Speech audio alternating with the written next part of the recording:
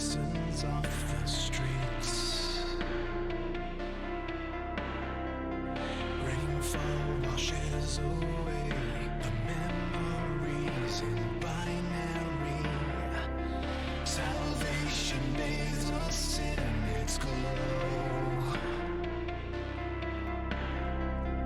We look up to the sky and dream of Neo Tokyo. Let go, take flight.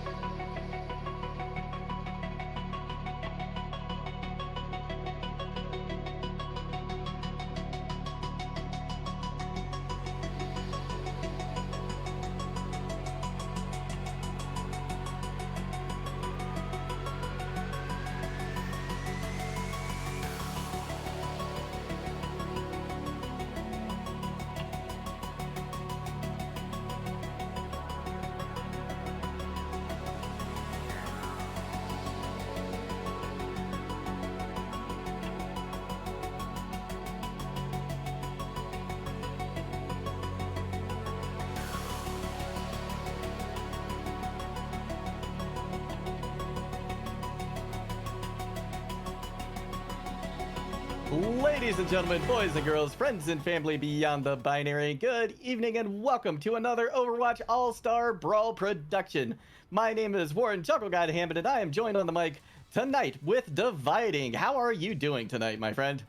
I am doing fantastic, Juggle God. It is another month, which means Star Esports Overwatch Brawl is back. And we've got 12 fantastic teams that have taken the call and are looking to battle for the supremacy and also a pretty decent prize pool as well. Starting off with today's first matchup of the competition between Hot Streak and the University of St. Thomas.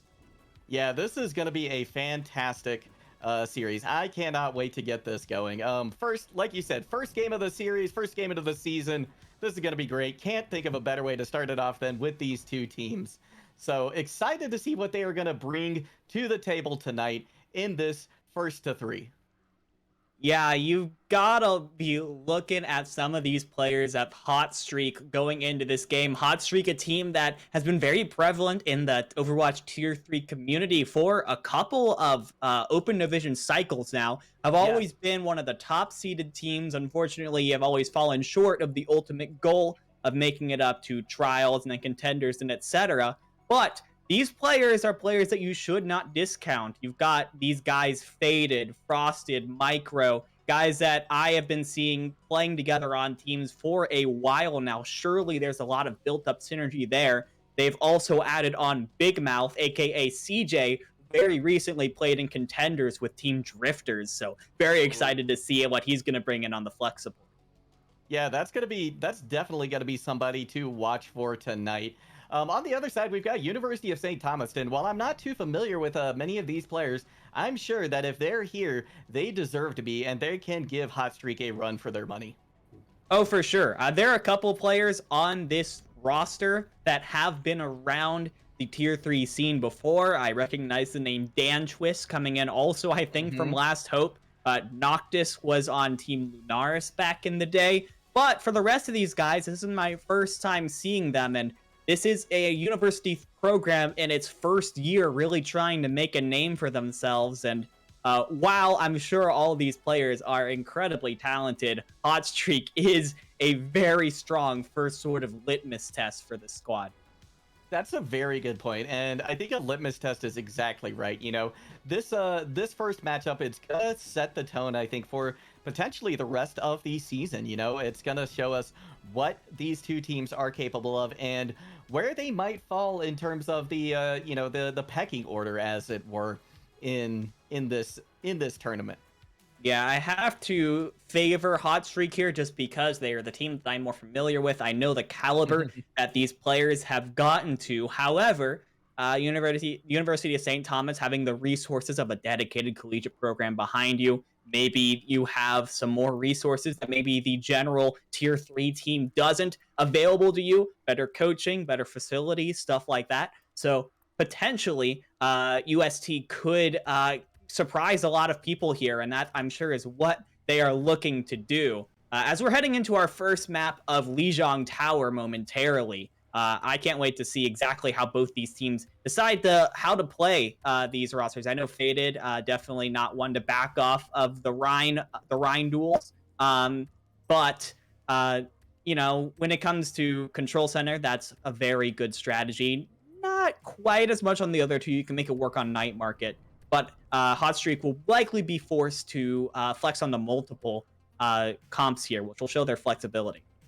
Yeah, it certainly will. Like you said, Control Center, definitely the ideal brawl map in terms of sub map in terms of the three that we would be going to on Lijiang Tower. And by the way, I think just a fantastic place to start out the season as well.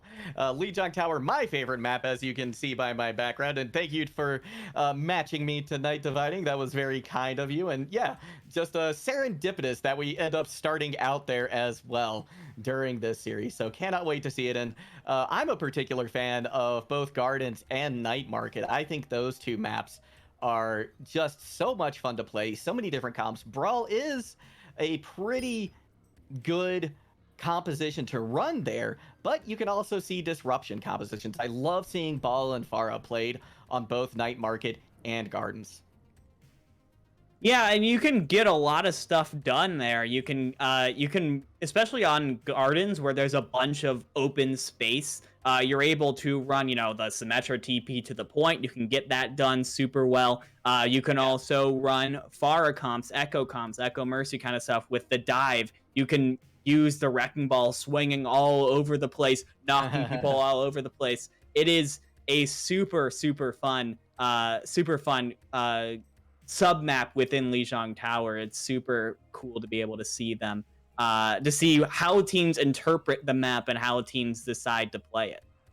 Yeah, that's such a good point. It's really gonna be like you said. Actually, this map in particular too is going to be a litmus test, not just, not just this game in general, but Lijiang Tower as well, because there's so many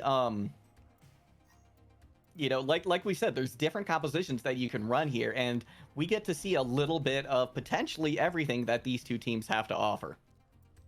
Yeah, absolutely. Lijiang, of course, I love control maps in general. It lets you get a really good initial Right. read on these teams. The Overwatch team does a fantastic job of making it so that each sub map within a control map is markedly different and opens itself up to different types of strategies. So super excited. We're starting off on Night Market here, which I gotta say is kind of the jack of all trades. You have the very closed in point where Brawl comps, Reinhardt comps can be very good, but it's very open outside of that, which means if both teams want to try and run these Wrecking Ball Diva comps, they absolutely can do so.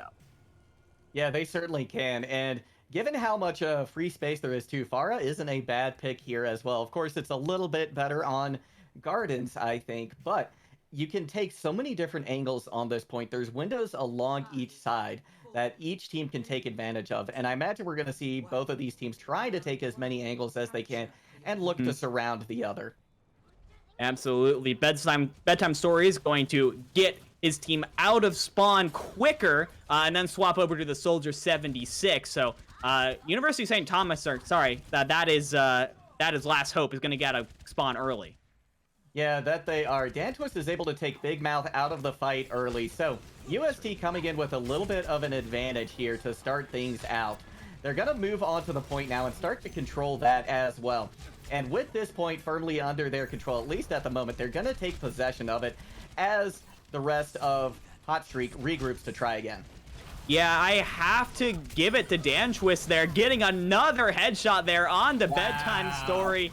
This guy is popping off early on in this series right now. Already 80% of the way up to that Dragon Strike, just completely taking over. And now I think the members of Hot Streak have got to try and figure out how they're going to deal with this long-range threat. Bedtime Story can do a little bit on the Soldier 76, but I mean, a headshot could be coming at any moment.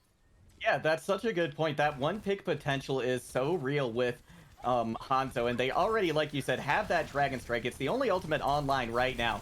Fight starting to break out on point. Here comes the Dragon Strike. A couple of members of Hot Streak are now on the point. Alex takes CDU out of the fight, as is Tsunami removed as well. So now Hot Streak able to get this point under their control, start to proc progress, and it looks like they're winning this fight. But Alex goes down to Abstract, so there is an opportunity for them to come back into this, especially with some big plays coming out of the support line. And Dantwist once again, Rally has been popped by Noctis, so they're pushing back on the point. They want to try and retake this as fast as they can, but Hot Streak has other ideas. 4 members of University of St. Thomas on the point, just 1 member trying to keep it under the control of Hot Streak at the moment.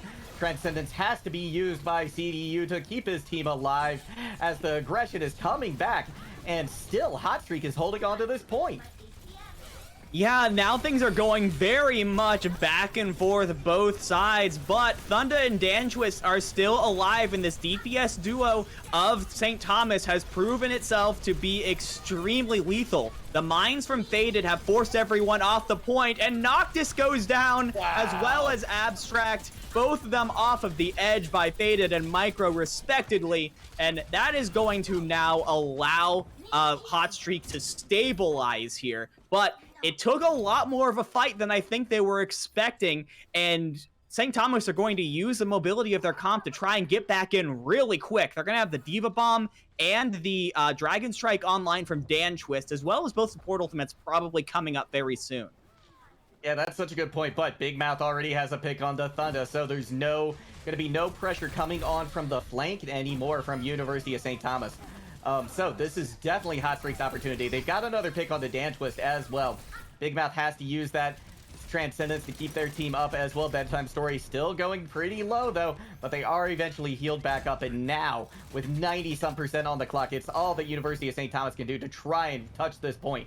But Hot Streak may end up coming away with this. 100 is here. No, the overtime was procced.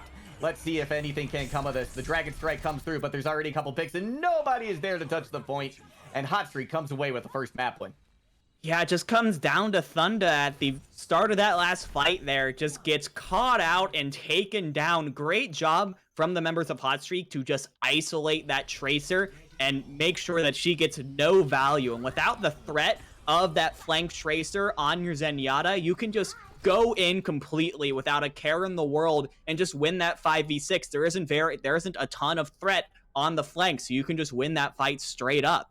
Now, though, move on to Control Center, which will allow the teams to now swap onto completely different compositions. Rhine on both sides for Tsunami and Faded, respectively. But Frosted is going with the Sigma, while Abstract is on the Diva. And, well, I wasn't sure if Alex was going to stay on the Genji, but it looks like we're going to roll with it. Yeah, that's going to be interesting. Genji, a character who doesn't really get a ton of value until later in the fight when they've gotten their blade online. Already Faded, though, gets a pick on the Tsunami, and as soon as that's done, the Tsunami comes in for Hot Streak, and they are going to convincingly take Control Center under their control. Yeah, and look at the ult charge for Faded and Frosted, already up to 70, Faded and Bedtime Story, up to 70% on the Earth Shatter and the Symmetra Wall, respectively. Shows just how much those two heroes were able to do in that close range fight. And Alex getting those dash resets definitely didn't hurt. No, it certainly did not, but what is going to hurt is Faded going down early in the fight. Bedtime Story props that, Photon Barrier, and now the Amplification Matrix used by Big Mouth as well. That's going to allow one pick to come in, but crucially, Alex is out of the fight as well. Thunder goes down early, and still the counter picks are coming in, but despite a few coming in favor of University of St. Thomas, Hot Streak still going to contain this point. And this is the mark of a team that maybe isn't quite as experienced, to get the early pick onto the opposing Reinhardt and say, go, go, go in, and there isn't much game plan. The communication breaks down a little bit, and that allows Hot Streak to come back into the fight. Yeah, University of St. Thomas, though, they bring that Brack with a amplification matrix to allow them to push in. Here comes the Gravitic Flux, though, from Foster. The sound barrier is there to keep them alive. Deadeye popped from Dan Twist, but Cassidy's gonna come up with nothing this time. Picks coming in from either side, but it's looking a little bit better once again for Hot Streak. That is, until a couple more picks come in favor, but still it's not going to be enough as Abstract is going to be demeched, and Hot Streak continues to hold on to this point. Micro and Big Mouth have been able to do just about whatever they want for this entire match so far. Even if UST are able to get a couple of early picks, the supports are just getting their way, keeping the remaining members of their team alive while receiving no direct pressure on themselves, and that has allowed Hot Streak to sustain. Yeah, it certainly has, and they are going to continue sustaining with a pick coming in early from Alex. The Immortality Field is there, but it's taken out. Shatter comes in from Faded, doesn't catch anybody, but Tsunami falls regardless. And now with 99% on the board, this is looking like it's going all Hot Streak. One counter pick comes in. Abstract was able to find Faded, but at this point, it's almost a foregone conclusion that the point is going to stay in favor of Hot Streak, and they're going to go on to the first map win of Lijiang Tower. Yeah, they just gotta deal with Tsunami here. The overtime wick is burning away, and that's gonna do it. I mean, the brawl from Hot Streak, I've already talked about how prolific Faded's Reinhardt is, and he showed it and more there, but I've gotta give it to the support line of Hot Streak there. They did a really good job keeping their team alive, even while they were at a numbers disadvantage in many cases in that second round.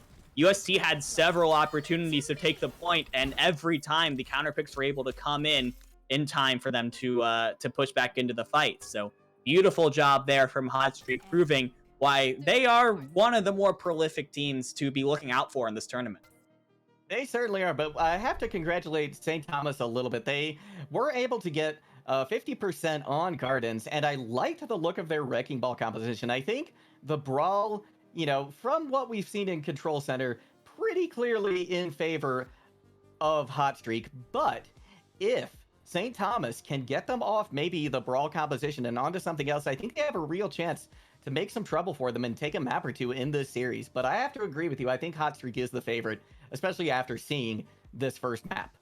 Yeah, I gotta say, on Gardens, Dangerous, I think, really took Hot Streak off guard here. One of probably the highest skill ceiling players on this UST roster has the ability to really carry this squad, especially when put onto a character like Hanzo, where with one good headshot, you can completely decimate the support line of the opposing team. And that's what a couple of times on Gardens. Unfortunately, Hot Streak, after a couple of fights, were able to adjust to that Hanzo play. They were more aggressive in their dives, and Hanzo didn't have enough time to build up the damage needed to get true value. And then when it came to Brawl, when Dan Twist couldn't really hard carry a fight by himself, Hot Streak were able to use their superior synergy to really take over that map. Now, of course, we get to one of the coolest parts of Star Esports, in my opinion, which is the pick ban system that we have for maps after the first map. The winning team, I believe, which is Hot Streak, gets to ban a map, and UST picks a map from the remaining maps. I think the only rule is that you can't play the same map type twice. Right. Yeah. Twice in a row. I mean, we could potentially go back. Exactly. We could go back to Control later in the series if we end up getting there. Yeah, absolutely. We will potentially get there. We will get there for sure. We could see it as the third map type, but that would be a little bit unusual. I think a lot of teams, they really do favor the payload maps in general, but we are going to be going to Blizzard World next, and this offers a lot of different opportunities. It is a hybrid map type, and it's got, that very, very long first sight line that it's just so hard to close that distance with.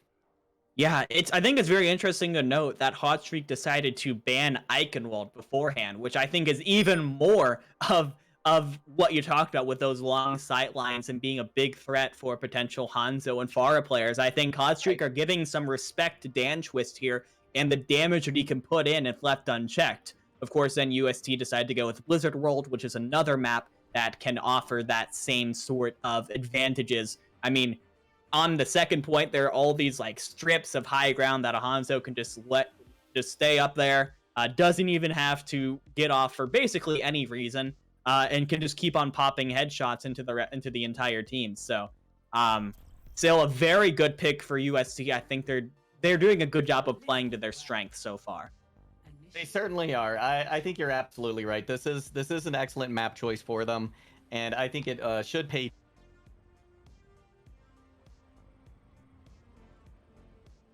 So, or potentially even a Widow, something that can get a lot of value during the rotation and the time it's going to take for Hot Streak to get to point. Yeah, I believe that is very much true, as we are going to be seeing UST on the attack first. I will say I would be surprised if this is what they run off on attack. The double shield composition, I think, is pretty difficult to make work on attack. You're moving very slow. You'll have to close the distance between you and Hot Streak, and it's very difficult to do that when you're behind Orisa and Sigma Shields, who prefer to play a lot more stationary. In this case, you're putting a lot of faith into Dan Twist and that Ashe to get a lot of value off with just the dynamites, with the Viper rifle. And, Thunda on the Cassidy is going to be the main person in charge of dealing with the dive from Hot Streak. So we'll see how they try and deal with this as they do walk out on the double shield. Yeah, they are going to take the rotation through the low ground on the right-hand side, at least from the defender's perspective.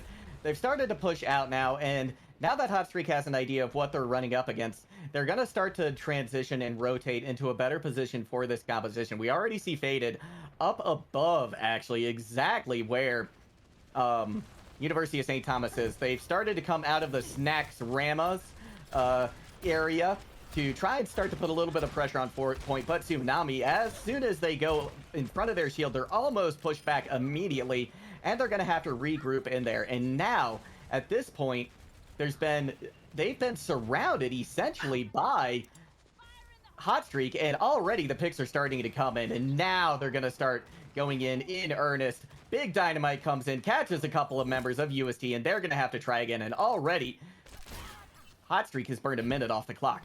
Yeah, this was clearly a set play coming out from UST. Some very smart rotations to get themselves in position to start touching the point. But against players the caliber of a Big Mouth, that is not going to work. He just flips around to the other side, gets a pick off from the flank, and then when Danchus went to try and deal with him, the rest of the team collapses. Some beautiful play there from a Hot Streak to really put a damper on this strategy from UST, as now they're going to do just about the same thing.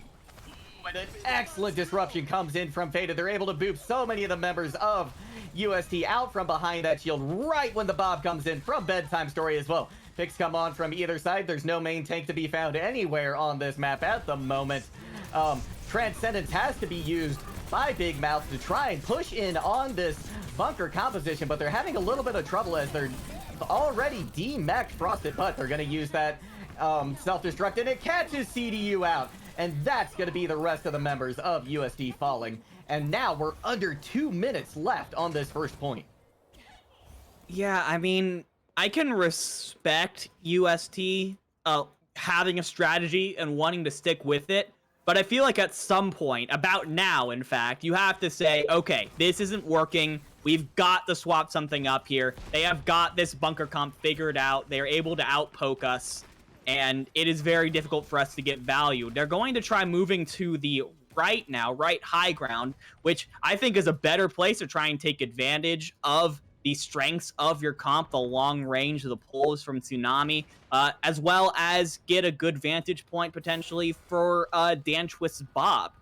But even so, Faded is still going to be able to get a good engagement on this. I mean, this time he has mines. Yeah, that's a good point. He does get stunned on the way through, so he's not going to get quite as much value. The mines are committed, and CDU is already out of the fight. Bob didn't last long either, and once again, UST looking scattered. They've got members in too many places at the moment. Bob committed once again by Bedtime Story before they're taken out of the fight, but look at the damage that Bob did. 3 members removed, and the rest comes in. Yeah, and this comp is so slow. Even though UST has 4 ultimates online, I worry about their ability to get to the point in time without dying first. They have 15 seconds to try and clear all of this area while taking poke from Bedtime Story. Alex getting into the back, Faded, pile driving on top of you. I don't know if they're going to be able to make it. The Transcendence will allow safe passage, but now they don't have it anymore. Yeah, just barely are they able to get out of the point. Faded is removed from the fight, though, and Supercharger is gone as well. That only lasted a moment under the barrage coming in. But already, things are looking a little bit better for St. Thomas. They have the amplification matrix up, and they've got 1 tick on the board. Members of Hot Streak are now falling. The Immortality Field's out once again. Faded trying to do as much as they can. Alex has 1 pick onto Dantwist, but there's almost 2 ticks. Now there are on the board. It's going to be everything that Hot Streak can do to try and hold on and keep this point from falling completely under the control. Bob committed 1 more time, and CDU has been taken out of the fight. And now the picks are starting to come in for him. It looks like they're going to be able to hold, and that's exactly what happens. First point hold for Hot Streak on Blizzard World. I mean, it just feels like UST got out-comped. They got beaten from this hero select screen. They had this strategy with the double shield bunker that they were really high on. They wanted to make it work. They just couldn't. And the fact that they did not adjust at all throughout any of those 4 minutes, that I think is a little bit disappointing. You had ultimates, sure, but you needed to be on a comp that could deal with the engagements from Faded a little bit better, that could deal with flankers a little bit better. Thunder did what he could, but I mean, it's just so difficult when you're playing a comp that slow to deal with that much disruption, and you just got beat every single time. Now we're gonna run out with just about the same thing on the defense, which of course I like this a lot better on the defense. You're able to play a little bit better to the stationary nature of your comp. So it's gonna come down to Faded on this wrecking ball more often than not to try and either pile drive the team up, disrupt this comp once again, just like he did on the attack, or maybe use the roll throughs to knock these players out of position. Yeah, that's a good point. And that's, I think, is going to lead to a pretty quick win for them if they can really get this, get the disruption. If they get the disruption right the first time, they can win. I think this first battle, this battle with no ultimates, pretty handily. We see there's a little bit of a bunker on the high ground, Faded rolling around to the outside, but Big Mouth already picked out by Dantwist once again, doing a phenomenal job on Manhanzo, and it's really going to be up to Faded. Never mind, Bedtime Story's able to take him out with a headshot. So now with Dantwist out of the fight, Faded can move in with a lot more impunity. He's going to try and go on the point to disrupt that bunker composition, but a shield bash is there from Noctis to say no. And now he's going to have to try again. You see the roll through from the backside. It gets Abstract out of the way. Abstracted very far forward right now and an ideal target for members of Hot Streak, but they're unable to find the pick onto him. They're going to have to try again, but the poke is still coming in heavily. They're pushing back Orisa. Orisa's already used that Fortify as well, but University of St. Thomas doing a great job holding on right now so far, but they need to get picks onto this poke composition. Yeah, Fade is now going to roll through, try and get some good engagement on it, and that is enough to take down Abstract. That's one of the shields gone now for St. Thomas. The Amp Matrix is going to force him away, but now Thunda's down, and Alex has room to work. Yes, he does, and he goes to work quickly. Here comes the mines as well from Faded, and with that, the point is definitely going to go under their control. Can anybody make it back? Abstract is here to try and stagger things out, to try and last as long as they can, but they've already been demeched. They're removed from the fight. Thunder gets there in just a moment, but that's going to do it. Hot Streak goes up 2-0. It was, again, I just feel like it was a solid composition. It was a solid plan from St. Thomas. I get the feeling they played this kind of double shield comp on Blizzard World Attack before, and it worked out well. But in the end, the refusal to try and adjust when it looked like Hot Streak had them figured out really was their undoing. I think at some point halfway through that attack, you just had to look at what you were doing and say, these guys know how to beat us on this comp. We either have to try and run a sort of more brawly comp to try and just be able to aggress on them and be able to isolate a player, take them out, and go from there, or try and counter with your own sort of disruption poke comp. As it was, the comp that they were running was simply not going to work, even with all of the ultimates in the world. Yeah, I think you're right. You know, Overwatch is it is a game of adaptation, and we really didn't see it coming out at all that time from UST, and we absolutely need to see that. You know, like you said, when there was about 1:45 left on their attack, you were like, this is the ideal team to swap or a time to swap and try and change something. And while they did go for a different approach, they stayed on the same heroes. And I really think that was a mistake. They also didn't stay from the high ground, which was interesting. They went around and looked to try and come in from the back. And I think that might have been a little misguided. I think they gave up that high ground a little too easily and didn't take advantage of it. And so I would like to see a little bit maybe better positioning coming out from UST as well. But before we get into our next map, I want to remind you that the MVP poll is open. So you can start to vote already. If you think one player is coming away ahead of the pack, please get those votes in so that we can crown somebody at the end of this matchup. Yeah, at this point, I mean, just about anyone on Hot Streak has been playing incredibly well up to this point. Faded with those engagements, obviously being the fearless leader of this team, has been doing an incredible job. I've been super impressed with Big Mouth, has been able to balance being able to be aggressive and being passive while playing with his team, supporting his tanks, has been doing a great job. And then also Bedtime Story has done a great job as well, being that sort of main point of damage for this Hot Streak squad. On the side of UST, it was a tough map on Blizzard World, but gotta give some props to Dan Twist, once again getting a nice headshot onto Big Mouth to start off the defense, showing that you really have to give this guy respect on the Hanzo. Any of these guys are fantastic MVP candidates. Yeah, I think you're absolutely right. The map ban has come in now, and UST has said no to. Oh no, sorry. They have selected their next map. We are going to be going to Volskaya for our third and potentially final map of this series. This is the point that UST has decided to hang their hopes on. It is do or die time for them right now, and they hope that Volskaya Industries is going to lead to more do. Yeah, and what this tells me is potentially UST want to play more of the double shield sort of compositions, or at the very least limit Hot Streak's ability to play those disruption dive compositions with the Wrecking Ball. Volskaya is one of the more closed-in assault maps in the game, which means that Faded, if he wants to go on the Wrecking Ball again, he's going to have a lot less room to work. There's a lot more walls to get hung up on as the Wrecking Ball. So it could very well be a play from UST to try and force Hot Streak out of their comfort zone. However, if Control Center of Lijiang Tower was any indication, Hot Streak are far and away extremely comfortable with playing the Brawl as well. That they are, but I think that a double shield look on Volskaya, at least first point, is maybe a little bit stronger. It's interesting. Volskaya is one of the assault maps that you can play a lot of different compositions on. You can play double bubble, you can play a ball comp, you can play double shield, you can play brawl, especially on first point. So I'm going to be very interested to see how UST is going to approach their first attack, and more specifically how they're gonna focus on that defense, because I think that's what's really gonna make or break it for them. It's gonna be their second defense. Yeah, I really agree.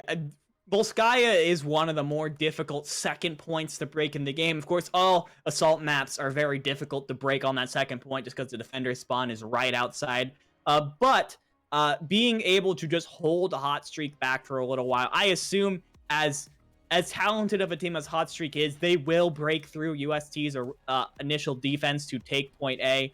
But that second point defense is going to be big. How long UST can hang on in the sort of face of adversity that Hot Streak is surely going to put onto them.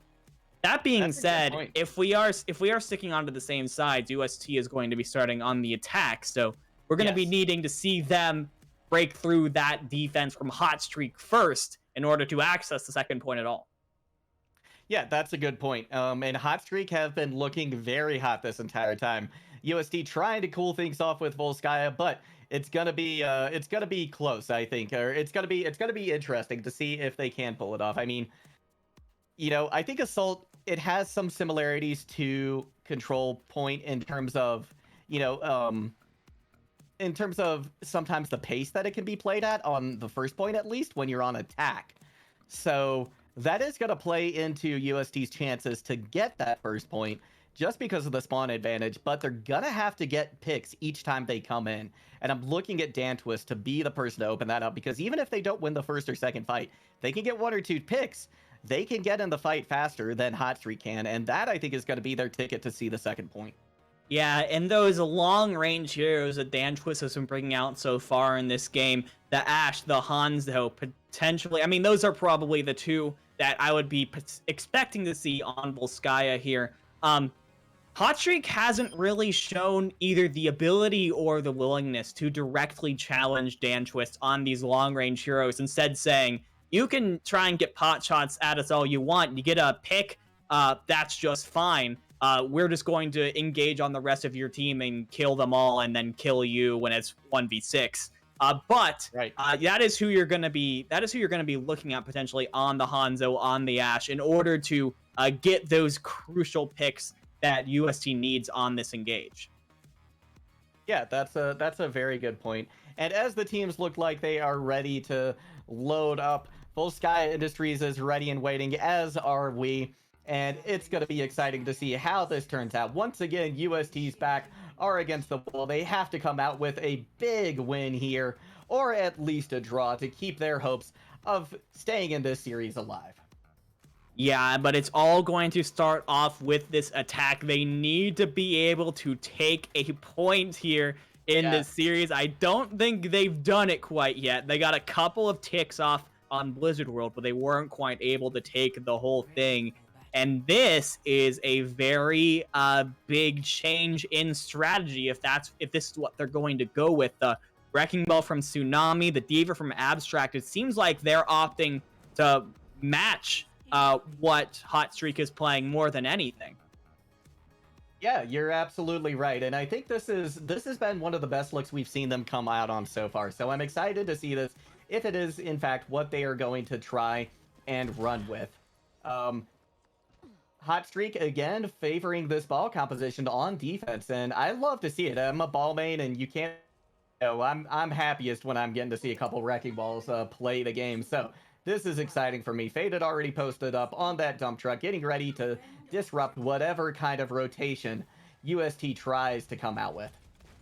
Yeah, and look at Tsunami just rolling in, trying to get in the backline early, but Alex gets in the backline earlier, takes down Thunder instantly, and so now the rest of UST are forced to retreat. Tsunami's gonna get a little bit of pressure onto the point to force Hot Streak to play with a little bit of sincerity. You're not gonna be spawn touching just yet.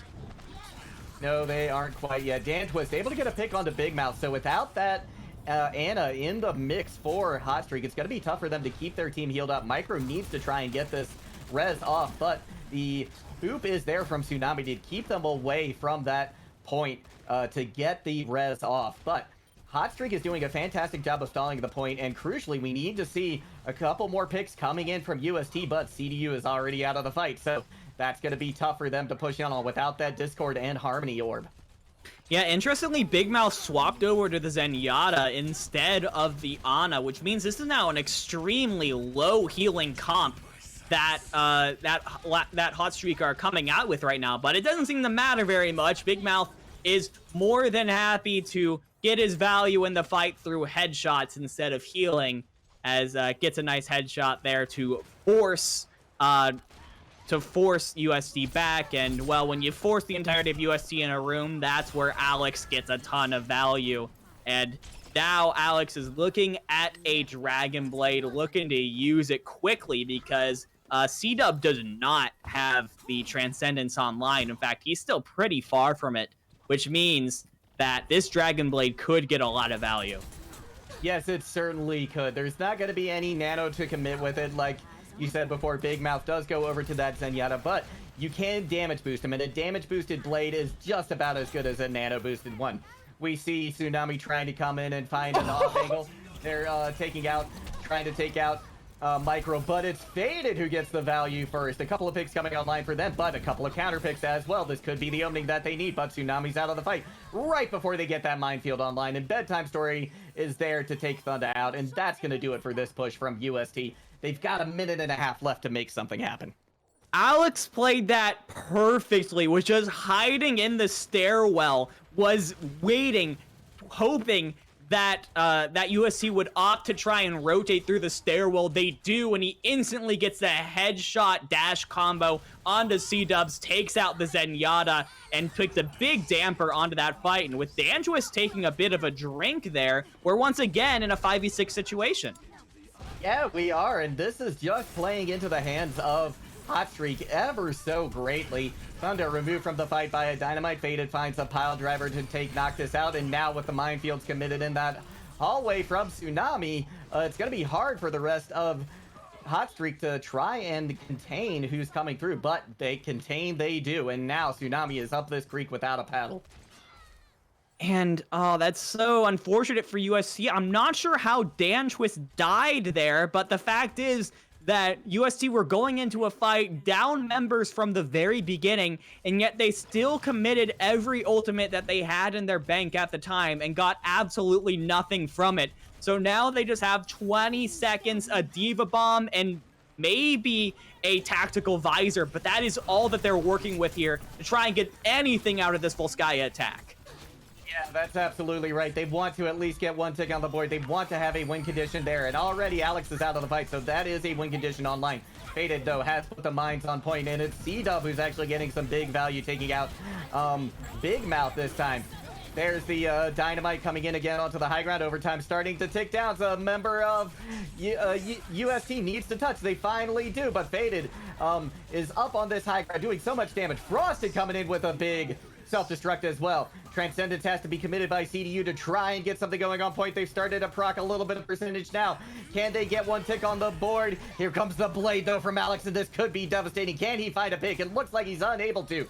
But Bedtime Story and Faded are getting the members of UST out of the way as much as they can. They might give one more tick up here. Let's see if they do, in fact, do that. No, it's not looking like it. And in fact, it looks like they're coming back into this UST, that is, at least. Transcendence committed by Big Mouth. It's just Faded and Frosted on point, and they boop them off! They boop them off! An excellent play there at the end by Faded to get that, attack stopped. I cannot believe it. Faded with the beautiful roll through takes the remaining members of USC off of the point. They had been stalling on point for so long that just being off for half a second was enough to force that overtime wick to burn down, and it was looking so good. C-Dub had a beautiful Zenyatta play, getting a double kill, forcing Hot Streak to play men down for the entirety of that fight, but they have mastered this individualistic style of play. It's not as big a deal if you lose members because the remaining members can survive until you get back, and that is exactly what happened. The members of Hot Streak, the ones that were remaining, that is, were able to hang around on the point, keep things contested, even though they were consistently down players until one of them was able to make a play. In this case, it was Faded, but that is what we have been seeing this entire game. It doesn't matter if UST are able to be up players, because Last Hope are able to hang around until one of their incredibly talented players can make something happen. So now they're just 69.2% of point A away from taking a dominant first win in the Star Esports Overwatch Brawl. That they are. UST, their backs firmly against the wall right now. They need this defense to be big, and it is starting out big as CDU gets a pick onto Big Mouth, taking them out of the fight. Now we see the Wrecking Balls battling over towards the coast. Nothing much comes of it, and the members of Hot Streak starting to push in now through the choke, but they're getting disrupted again by Tsunami. Tsunami backs out a little bit. That's going to allow them to move to this high ground, and now with Bedtime Story positioned up there, things are starting to look a little bit better for Hot Streak. Alex able to find Thunder out as well. They're going to start to build percentage on the point. Tsunami rolling around, trying to keep it from going up too terribly high. Faded now on the high ground. Big anti-nade comes in, and Frosted, take that back. Abstract removed from their mech immediately.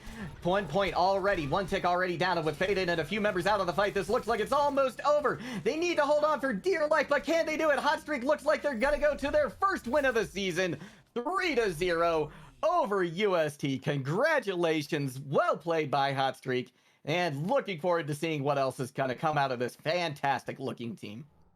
Yeah, Hot Streak just played so well individualistically and as a team, but individualistically I think is where we saw the biggest plays coming out from this squad, because UST had moments where it was looking like they were going to be able to take a fight, take a point away from a Hot Streak, but even when they were down 5v6 or 4v6, it was not enough, because Hot Streak are just so individually good that they were able to stay into the fight until someone was able to make a play happen. So you've gotta love what you're seeing out here if you are a Hot Streak fan, especially as now they're getting squared up to face what is a very formidable Bear Claw Gaming squad, which are, of course, the spiritual successors to last season's winners, Andy's Daycare. Right, that's going to be a fantastic match to check out. I cannot wait for that one. I'm not sure exactly when it's happening, but I am sure it's going to be a fantastic match to catch. So be sure to mark that one on your calendar. We are going to take a short break, though, and right after that, we're going to have an interview with your MVP. So don't forget to get those votes in. We will see you all back here soon.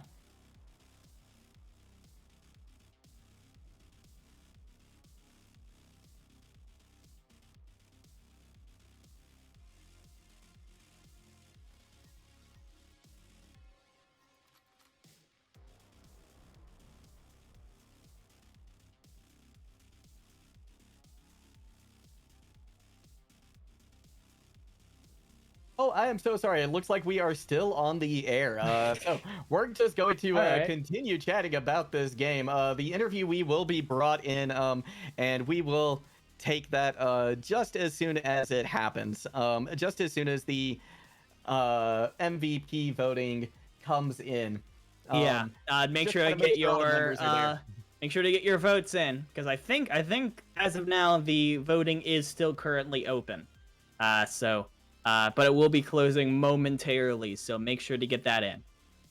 Yeah, absolutely. Now, what were I would like to hear what were some of your favorite moments from this game dividing, because there were certainly a lot of great moments. I gotta say, I think that that fight on Blizzard World, the last fight on Blizzard World really stuck out to me because it showed a hot streak team that was really down in players, in abilities. They had been kind of drained of everything. There were only a couple of members still staying alive, but Big Mouth was able to build up a transcendence and used it at the most opportune time to keep his 2 or 3 remaining members still alive. You were able to have a nice, I think it was a Bob from Bedtime Story, come in and force all of Hot Streak off. I'm sorry, off all of USC off of the point for a little bit, or at least keep them from taking the space that you wanted to. Hot Streak obviously has played this sort of scrappy style of play where you're able to individually take plays for yourself. And that was the first time I really saw it. And then we saw it over and over again on Volskaya. But that was the first time where I truly was like, this hot streak team is really on another level. Yeah, they certainly are. I loved seeing what they came out with on Lijiang Tower as well. And I honestly, it made me happy to see so much Wrecking Ball played, especially on defense as well. Faded, you are a player after my own heart, because I play Wrecking Ball as much as I possibly can, any opportunity I get. So excellent play from you. And of course, that last boop on Volskaya Industries was just fantastic. You love to see it.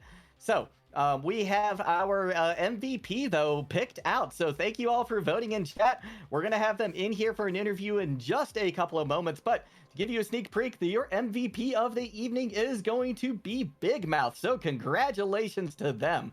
The support that just kept clicking heads over and over again on that Zenyatta. And, of course, doing an excellent job on the Ana as well. But to me, at least, it was the Zenyatta play that stood out the most. I mean, I think if Doa was watching, he would be very, very proud of the bloodthirsty support here. Really was just all over the place on Zenyatta, going for the flanks, going for the headshots. Loved it every single time I saw it in the chat, because that just shows someone who's having a lot of fun. Yeah, absolutely. And we have Big Mouth here. So thank you so much for joining us for this interview. Congratulations on your first game win of the season. Thank you so much. Now, to get the questions started out here, what was your off season like? Have you participated in, other tournaments? What have things been like for the team recently? This is kind of just like a pug team. We kind of just made it up like yesterday or a few days ago. We're like, yo, you guys want to do this? And we're like, get the band back together. And we're like, yeah, sure. And we haven't really been doing anything. We haven't scrimmed or anything. That's awesome. So coming in with a dominant victory already has to feel good, especially looking at the rest of this season. Now, do you have plans to start scrimming and things like that as the season goes on, now that you've got the first win under your belt? No, we're just gonna we're just gonna Just chill roll and it. just yeah, we're just gonna play.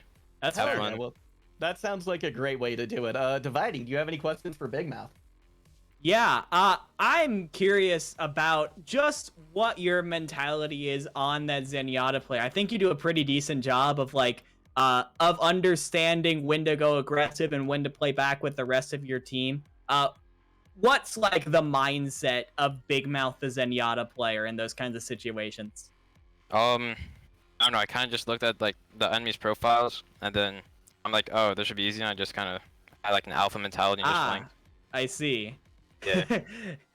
there's the mentality. I see. If you had to point out one member of this UST roster that you think gave you the most troubles, though, who would it be? I'd probably say it would be Dantwist, just because he played Hanzo, and Hanzo's a really annoying hero because he just randomly headshots you. So Fair. yeah, I'd That probably did say happen a Dantwist. couple times.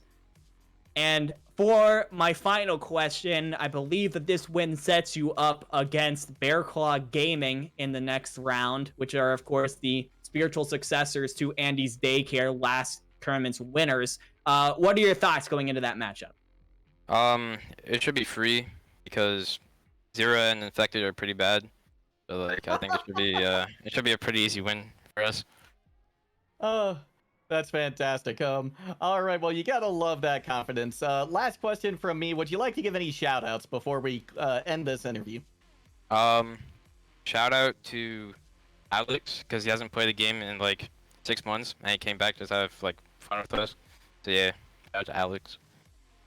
Excellent. Well, thank you so much, Big Mouth, for coming in for the interview, and congratulations once again on your win, and good luck in your next matchup. All right, thank you for having me. You bet. Now, that's going to do it for us tonight on this broadcast, but don't worry, there's going to be more Overwatch action coming to you very shortly, so stick around for more. But in the meantime, any final words from you, Dividing, before we close out this broadcast? This was a great game. Good luck to UST as they start fighting through the lower bracket. This team definitely has a lot of potential. They unfortunately got outplayed by a team that was just simply on another level today. But UST has some great players. I'm always a huge supporter of collegiate programs. And this is one that is just getting off the ground this year, and I can't wait to see where it goes moving forward. Neither can I. Well, that's going to do it for us tonight, so thank you for tuning in. Once again, my name is Warren Juggle Godham, and joined on the mic by Dividing. GG's, and see you next time.